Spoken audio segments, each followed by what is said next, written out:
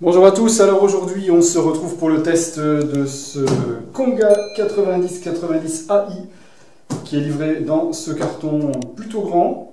Alors il est livré également dans un surcarton marron, ce qui fait que quand vous recevez votre carton Konga, vous le recevez en parfait état puisqu'il y a un carton supplémentaire par-dessus lors du transport pour le protéger.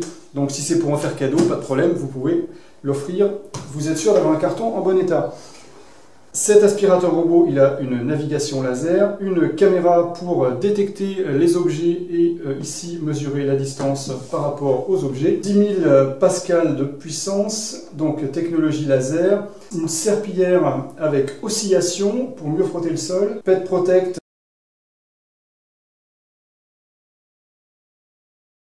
Room Assist, ça c'est la cartographie. Vous allez pouvoir cartographier plusieurs étages de votre domicile. Changer l'ordre des pièces, c'est vraiment très bien fait au niveau de l'application.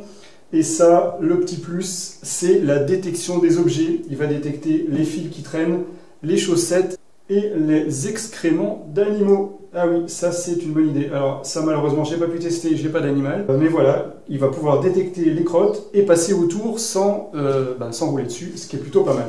Il est compatible Wi-Fi 5 GHz, ça c'est rare et c'est important de le préciser. 2,4 GHz évidemment également, et il fonctionne avec Alexa. Vous avez une application smartphone qui est fournie, qui fonctionne avec iPhone ou Android. Donc qu'est-ce qu'on a dans le carton? On a déjà évidemment le robot, ça peut toujours servir, donc on fera le tour plus en détail juste après.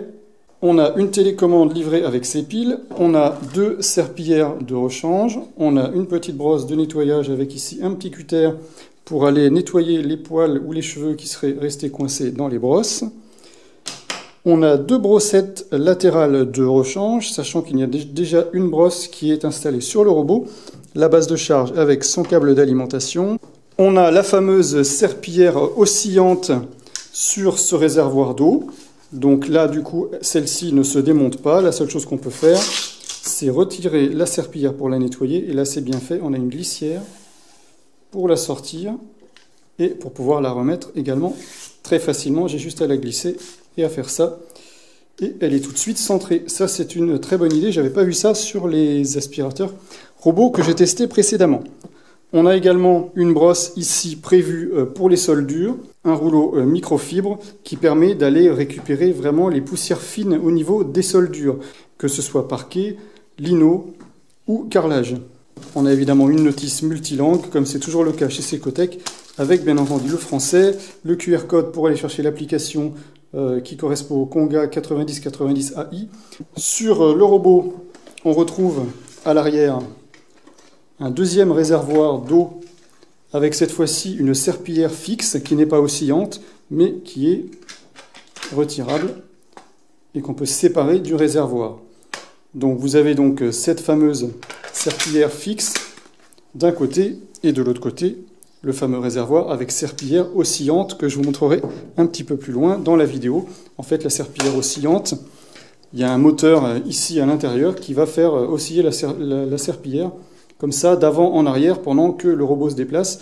Et ça, plus ou moins rapidement, ça peut être très rapide comme très lent en fonction du réglage que vous allez choisir. Donc ce réservoir avec serpillière fixe, je ne sais pas pourquoi ils nous l'ont mis, j'en vois pas trop l'intérêt. Le réservoir avec serpillière oscillante suffirait à lui seul amplement. Simplement, si vous voulez juste aspirer sans nettoyer le sol à l'eau, eh bien, vous allez mettre le réservoir ici sans sa serpillière. Et donc l'aspirateur robot se transforme en aspirateur classique. Donc, qu'est-ce qu'on a ici sur le dessus? Le réservoir de poussière.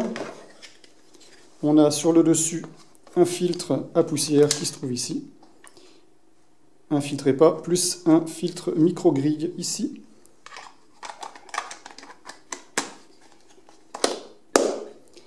Pour le vider, il suffit de se mettre au-dessus de la poubelle, de pousser comme ça ici pour ouvrir.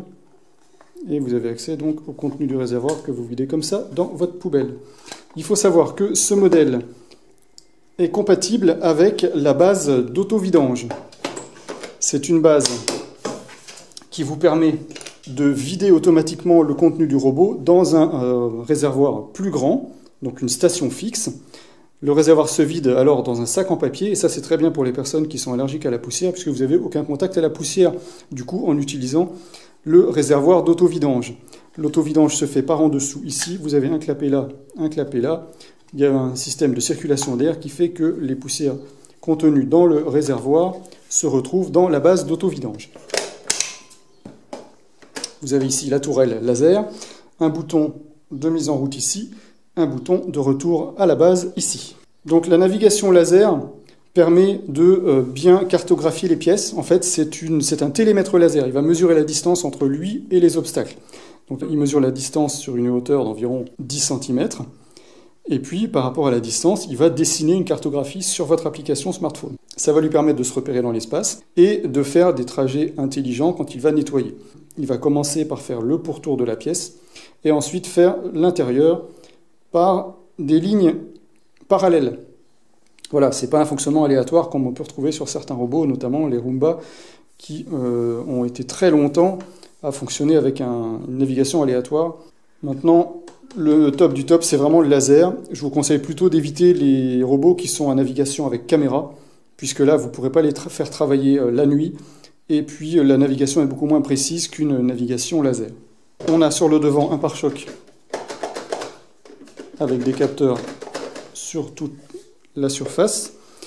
On a sur le devant ici un capteur de distance. Donc celui-ci va mesurer la distance par rapport aux objets. Et ça, c'est une caméra qui va reconnaître les objets, que ce soit chaussettes, câbles et, comme on l'a dit tout à l'heure, crottes de chien.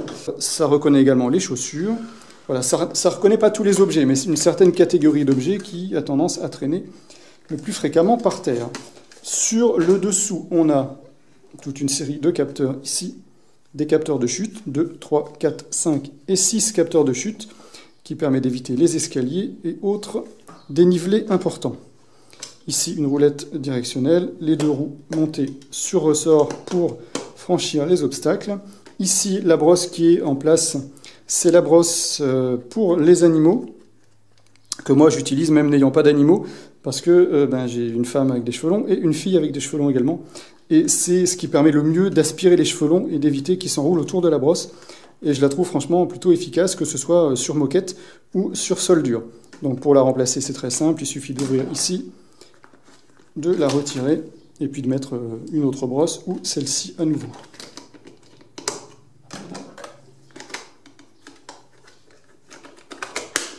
Voilà, on a ici la brosse latérale. Je vous disais tout à l'heure qu'il y en a deux qui sont fournis en remplacement. Ici, c'est les contacts de charge. Et en dessous, on voit les caractéristiques de la batterie. 6400 mAh. Voilà, ce sera tout pour la présentation du robot. On va voir maintenant comment il se comporte en fonctionnement. Donc au premier lancement du nettoyage, le robot va commencer par reconnaître toute la zone. Donc là, il démarre et il va parcourir toute la surface et générer sa première carte. Il va le faire déjà d'une manière très rapide en se déplaçant dans toutes les pièces, puis ensuite il viendra procéder au nettoyage de chaque pièce. Donc vous voyez que là, il commence à dessiner la carte. Alors il faut bien entendu, pour cette première phase, lui libérer le maximum d'espace, c'est-à-dire enlever tout ce qui peut être enlevé, mettre les chaises à la bonne place, mettre chaque élément à sa place de manière à ce qu'il puisse couvrir le maximum de surface et aller le plus près des murs possible. Donc là, il me demande en même temps des renseignements. Il me demande le nom de la maison. Et là, il est en train de faire le rez-de-chaussée. Donc là, vous voyez qu'il se promène juste pièce par pièce pour cartographier toute la surface et aller à chaque fois chercher où sont les limites, c'est-à-dire où sont les murs de chaque pièce. Là, il rentre dans une nouvelle pièce. Vous allez voir qu'il va se diriger vers le milieu de la pièce pour cartographier immédiatement toute sa surface.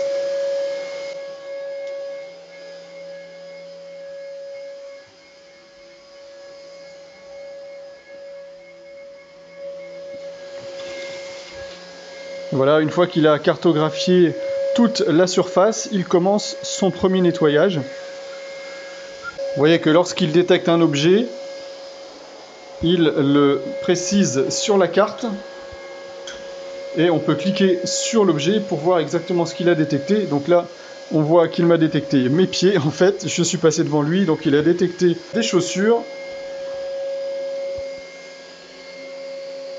Là, vous voyez qu'il entoure l'objet détecté qui est ici un chausson, mais il considère ça comme une chaussure, évidemment.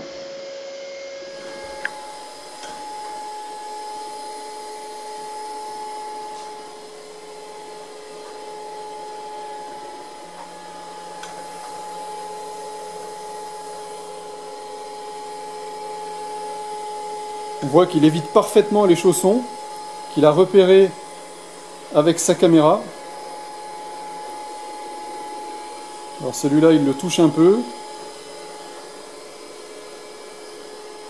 Mais il a bien repéré sa présence puisqu'il essaie de le contourner.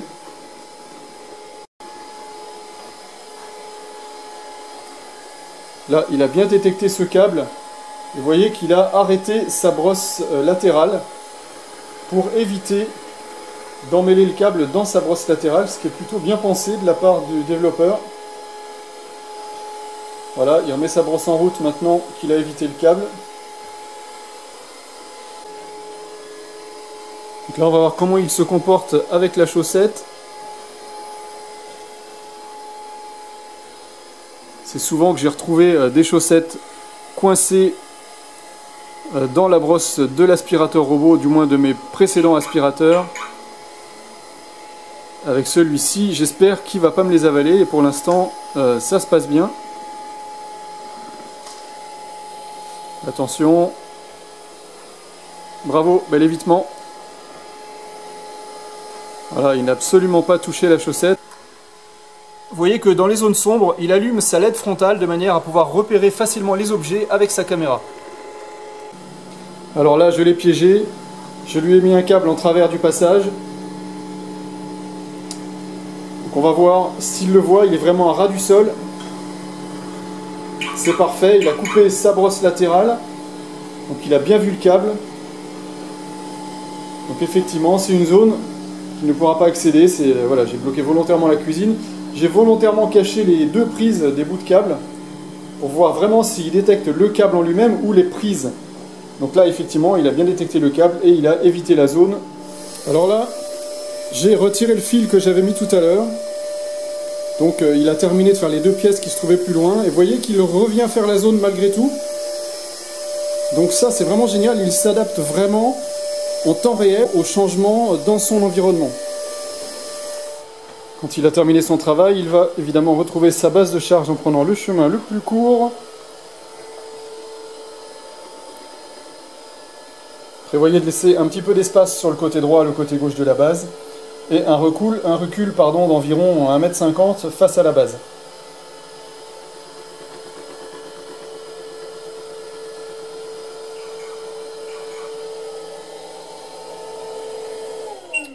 Voilà, il s'accoste parfaitement du premier coup. Alors maintenant, on va essayer le robot en mode lavage. Donc là, j'ai volontairement laissé des traces sur le sol, notamment cette fameuse trace de chocolat. C'est une trace que j'aime bien mettre sur le sol plusieurs jours à l'avance, de manière à ce que ça sèche bien et que ce soit assez difficile pour le robot de la nettoyer. Vous voyez ici également qu'on a pas mal de taches. On a encore des taches par ici, vraiment des taches partout. Là, ça fait 2-3 semaines, j'ai volontairement pas lavé cette pièce qui est voilà, de la cuisine. On est juste en dessous de l'évier et à côté de la poubelle. Donc c'est vraiment un endroit qui se salit énormément. Donc je vais envoyer le robot en mode lavage avec le réservoir et la serpillière vibrante. Alors le cercle que vous avez là, c'est l'ombre de la table de la cuisine, c'est pas une tache. Donc voilà, les taches sont là, il y en a un petit peu ici et également là dans le coin vous les verrez pas. Mais c'est plus vraiment dans cette zone là. Donc là j'ai la carte de l'étage, ce que je veux c'est nettoyer le rez-de-chaussée. Donc je clique en haut de l'écran, je choisis le rez-de-chaussée. Je clique sur le bouton de démarrage. Nettoyage rapide. Je veux un nettoyage du sol, donc ça va procurer des mouvements de va-et-vient d'avant en arrière du robot. Je veux nettoyer uniquement la cuisine, qui se trouve là. Je veux un niveau d'eau maximum, puisqu'on a vu que j'ai quand même des grosses traces. Là, on a la vibration de la serpillière. les oscillations d'avant en arrière de la serpillière. Donc là, je vais choisir le maximum. Et tiens, on va lui dire de passer 2 fois, même si je pense qu'une seule fois suffira. Ça, c'est pour vraiment un nettoyage en profondeur, sachant que, comme je vous dis, ça fait plusieurs jours que je n'ai pas lavé le sol, donc ce ne sera pas un mal. Une fois que j'ai fait tous mes réglages, je clique en bas sur nettoyer. Et donc le robot va se diriger vers la cuisine et commencer à nettoyer le sol. Donc là, je vais déjà vous montrer son arrivée dans la cuisine. Il n'est pas très loin, il est juste derrière là. Donc il faut savoir que quand le robot démarre, il commence par reconnaître son environnement, même s'il est sur sa base. Il vérifie que la carte qu'on lui a demandée est bien la carte qui correspond à son emplacement. Donc il va commencer par se déplacer un petit peu dans les pièces proches.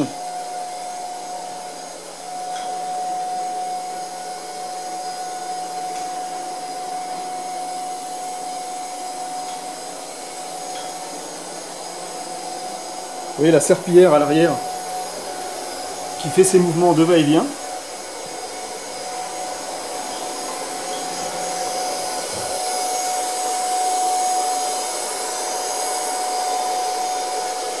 Donc là, il reconnaît la zone. Ce que je vais faire, c'est que je vais couper l'aspiration. Parce que comme de toute façon, j'ai aspiré avant de passer le robot en mode lavage, je n'ai pas besoin d'aspirer à nouveau. On va regarder son premier passage sur la tâche de chocolat. Pas de changement, ou presque pour l'instant. Il faut dire que la serpillière, je ne l'ai volontairement pas humidifiée avant son premier passage. Donc il peut se produire un certain délai jusqu'à ce que l'eau puisse arriver sur la serpillière. Donc il est recommandé de mouiller votre serpillière avant de lancer le robot. Je mets la main derrière lui, effectivement, je sens que le sol commence à être humide. Et voilà, c'est ça, ces fameux mouvements de va-et-vient. Vous voyez qu'il fait des mouvements d'avant en arrière pour effectuer plusieurs passages au même endroit. Donc ceci, combiné à l'oscillation d'avant en arrière de la serpillière, fait que vous avez de nombreux frottements sur chaque zone du carrelage.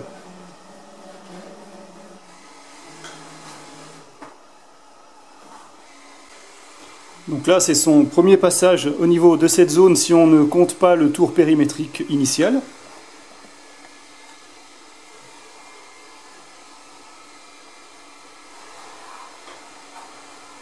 Deuxième passage.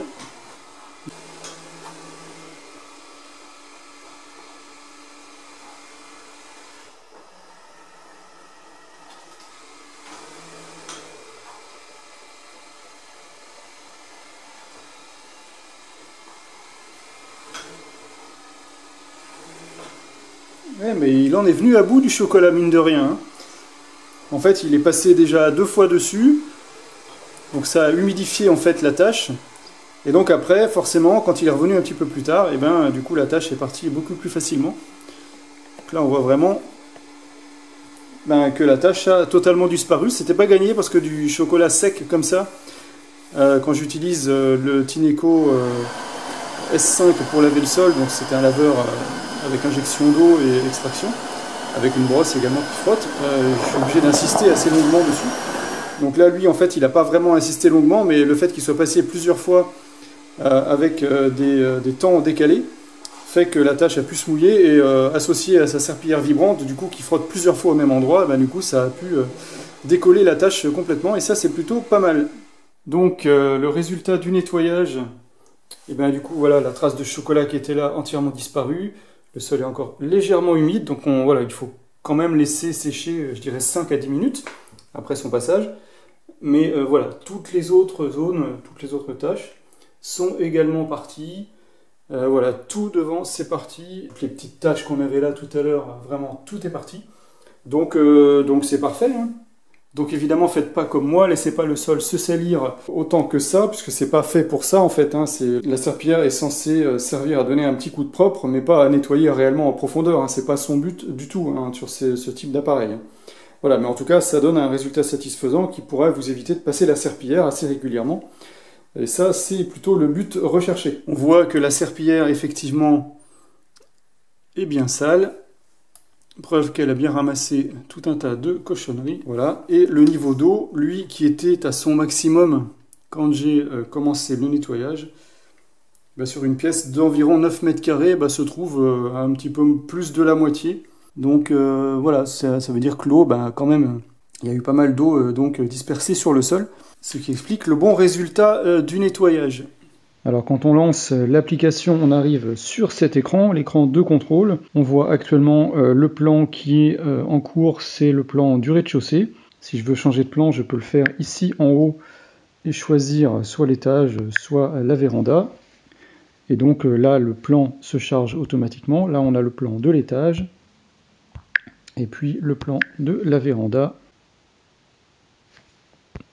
Qui est somme toute pas très compliqué, mais voilà, j'étais quand même obligé d'avoir un plan de manière à ce qu'il puisse se repérer quand je le mets dans la véranda. Donc on peut également changer de carte en appuyant sur le bouton carte qui se trouve en bas. Là j'ai donc accès à toutes mes cartes, notamment celle du rez-de-chaussée. Je peux éditer la carte simplement en cliquant dessus. Donc je peux, si je le souhaite, tourner la carte pour l'orienter dans le sens que je souhaite. Je peux modifier les divisions, c'est-à-dire les séparations de pièces, pour créer des séparations, vous voyez les points bleus qui séparent mes pièces pour les mettre un petit peu où je le veux. Je peux modifier les pièces, donc en l'occurrence modifier le nom des pièces, le type de sol, carreau, bois, tapis, etc. Le nom de la pièce, je peux le personnaliser. Donc là, c'est moi qui ai mis les noms de pièces sur chaque pièce. Je peux créer des zones de nettoyage.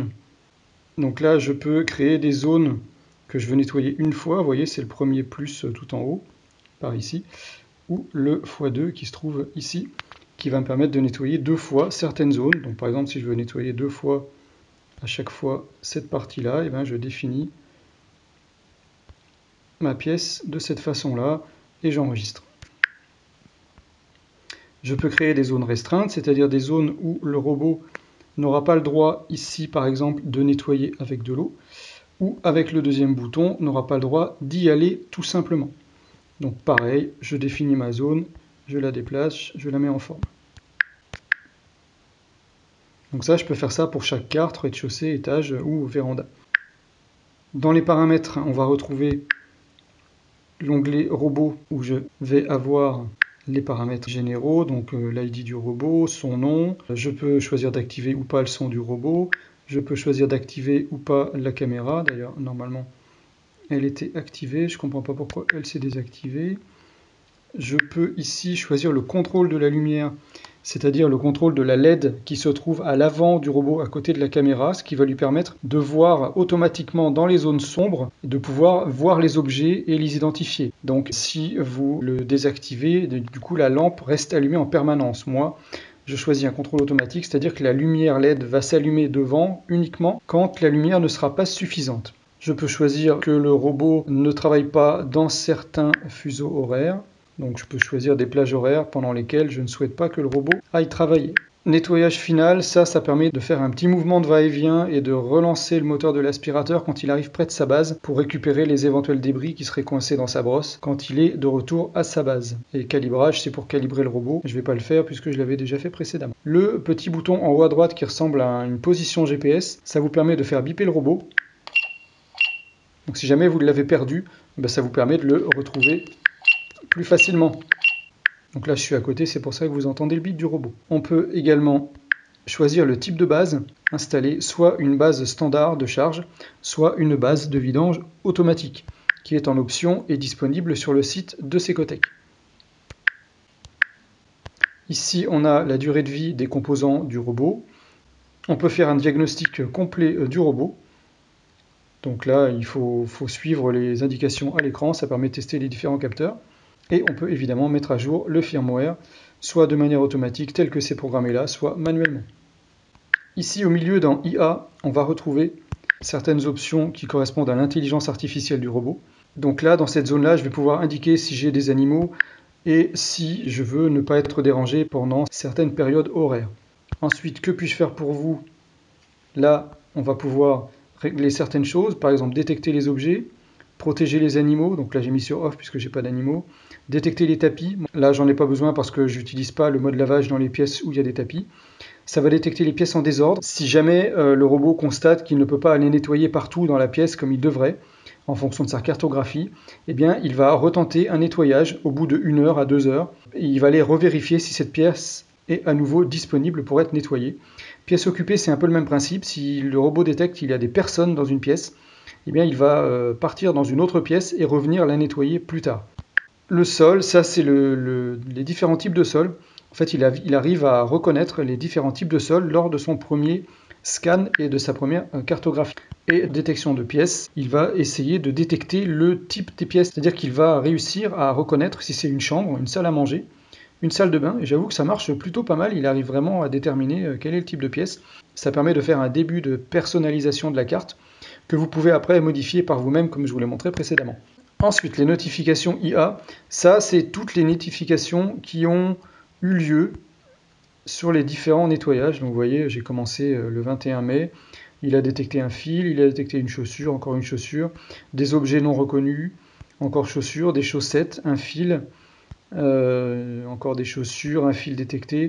Vous voyez, il va donner un historique de tout ce qu'il a pu rencontrer avec l'heure et la date. Donc on peut évidemment supprimer cette liste si on le souhaite. Donc tout ça, c'est des notifications push qui arrivent au fur et à mesure dans votre barre des tâches.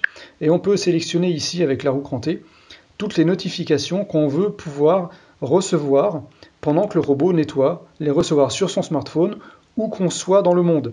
Je veux être informé par exemple si le nettoyage est terminé, si le nettoyage a été arrêté pour une raison quelconque.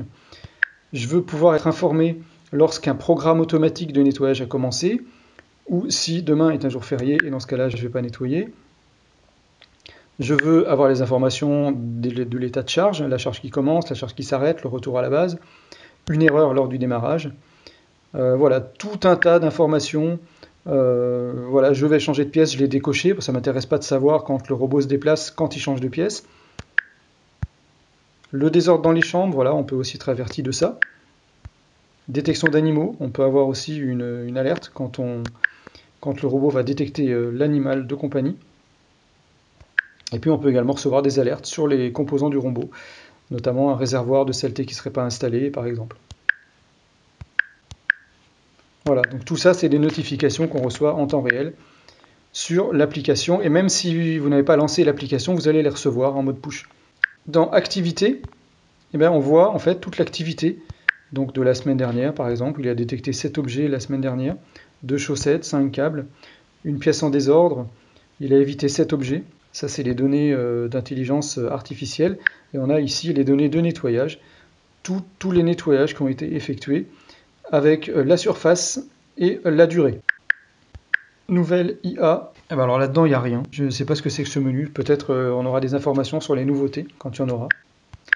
Ensuite, en bas, on peut créer des programmations, notamment, là, je suis sur la carte rez-de-chaussée, donc il ne me montre que les programmations correspondant au rez-de-chaussée. Donc j'ai une programmation rez-de-chaussée complet. Donc on voit que, par exemple, j'ai plusieurs pièces à nettoyer. Je choisis, moi, l'ordre des pièces. Vous voyez, si je veux que le cellier soit fait avant la cuisine, je vais le pousser vers le haut. Voilà, je choisis vraiment dans quel ordre le robot doit travailler. Et pour chaque pièce, je choisis le type d'aspiration, la puissance d'aspiration et le niveau d'eau. Donc là, je suis en mode puissance turbo tout le temps. Parce que, en général, quand je le fais fonctionner, je ne suis pas là. Donc ça ne me dérange pas qu'il fasse un petit peu de bruit, même s'il est super silencieux, même en mode turbo. Donc là, je peux, par exemple, pour la cuisine, cliquer sur le petit crayon et aller modifier. Et le type de nettoyage, par exemple, plutôt qu'un mode automatique, je veux, par exemple, qu'il me nettoie, par exemple, que les bords, ou alors qu'il fasse un nettoyage du sol, donc avec la serpillière. Donc je peux choisir mon mode de nettoyage. Je peux choisir de passer 2 fois, par exemple. Je peux choisir ici la puissance d'aspiration, donc pas d'aspiration, économique, normal ou turbo, et le niveau d'eau. Pareil, on peut le choisir. Donc je peux choisir ça pour chaque pièce et je peux nettoyer chaque pièce différemment. Donc ici en dessous j'ai une deuxième programmation qui est tout sauf la cuisine. Voilà où j'ai mis tout ça. Je peux sélectionner si je veux des zones restreintes. Bon là il n'y en a pas de sélectionné. Et je peux activer une programmation. Donc là par exemple tous les samedis à 18h17 ou alors je veux mardi, mercredi, jeudi, samedi à 18h17. Voilà, je peux vraiment choisir à quelle heure et à quel moment je veux faire ce nettoyage de manière automatique. Ensuite, je reviens dans le mode de contrôle. Donc c'est à partir de ce mode-là qu'on va pouvoir lancer un nettoyage manuel. Donc je vais cliquer sur le gros bouton Power qui se trouve ici. Donc d'abord, je choisis ma carte, mon plan. Donc là, on va rester sur le rez-de-chaussée. Je clique sur ce bouton-là. Je peux choisir soit un contrôle manuel, et dans ce cas-là, c'est un peu comme un joystick, je peux déplacer le robot manuellement. Ça n'a pas trop d'intérêt. Je peux choisir un nettoyage rapide. Dans ce cas-là, je vais lui dire quel type de nettoyage je veux effectuer. Par exemple, si je veux faire un nettoyage avec la serpillière, je vais lui mettre nettoyage du sol. Je vais lui dire ensuite, donc là je clique sur fait, je vais lui sélectionner quelle pièce je souhaite qu'il nettoie. Donc par exemple, je veux qu'il nettoie la cuisine et puis la salle à manger. Donc là je clique sur fait. Ensuite, je vais lui dire s'il y a des zones sur lesquelles je ne veux pas qu'il aille. Donc là, je ne le fais pas. Pour moi, je veux qu'il aille partout. Je peux choisir, par exemple, qu'il passe 2 fois. Je peux choisir ma puissance d'aspiration, mon niveau d'eau, et puis peut-être mon turbo sur les tapis. Et là, je vais cliquer sur nettoyer, et le nettoyage commencera sur cette zone-là, en mode nettoyage du sol. Sinon, je peux choisir d'utiliser un plan existant. Les plans existants, ce sont en fait les programmations que je vous ai montrées juste avant. Donc du coup, voilà, on se retrouve sur les 2 programmations de tout à l'heure. Donc le rez-de-chaussée complet avec l'ordre des pièces, cuisine, cellier, couloir, WC, douche, etc. Et ou alors l'autre plan, tout sauf la cuisine, donc la même chose, mais sauf la cuisine. Donc là, à ce moment-là, je clique sur le bouton et il lance automatiquement le nettoyage sur la zone demandée. Donc là, je vais l'arrêter à nouveau.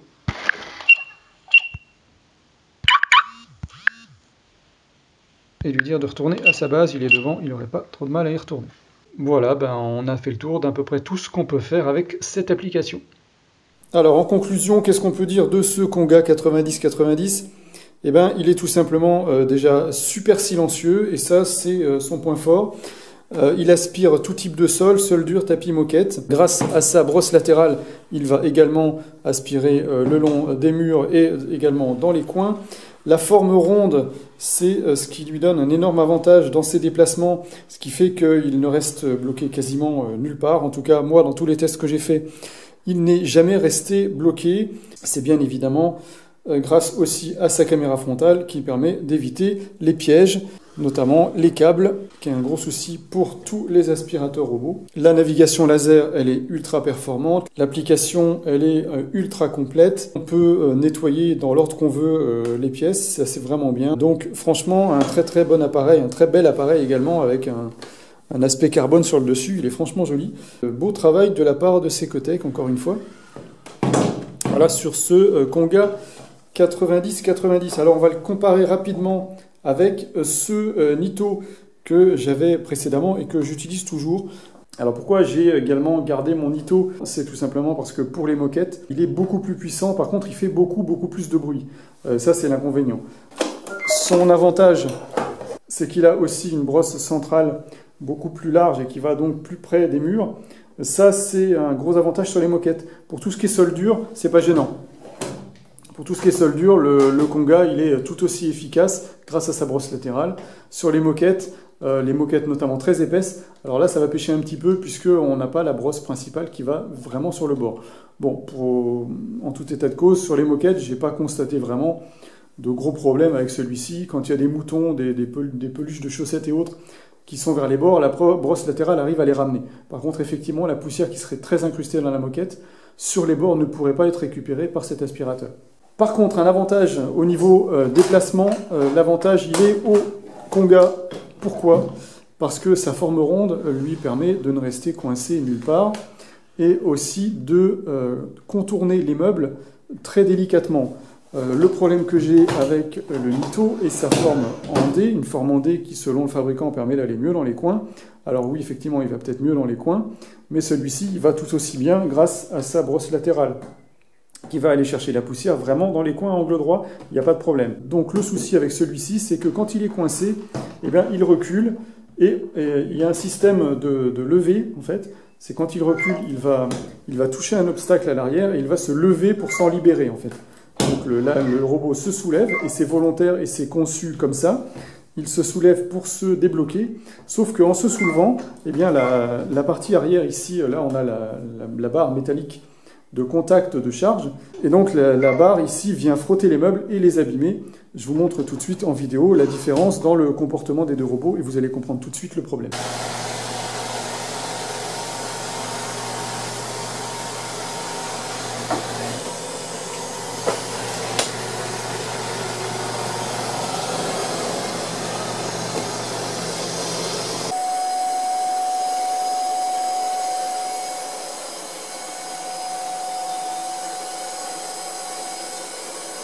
Voilà, vous voyez qu'au niveau des déplacements, l'avantage est clairement au robot aspirateur de forme ronde.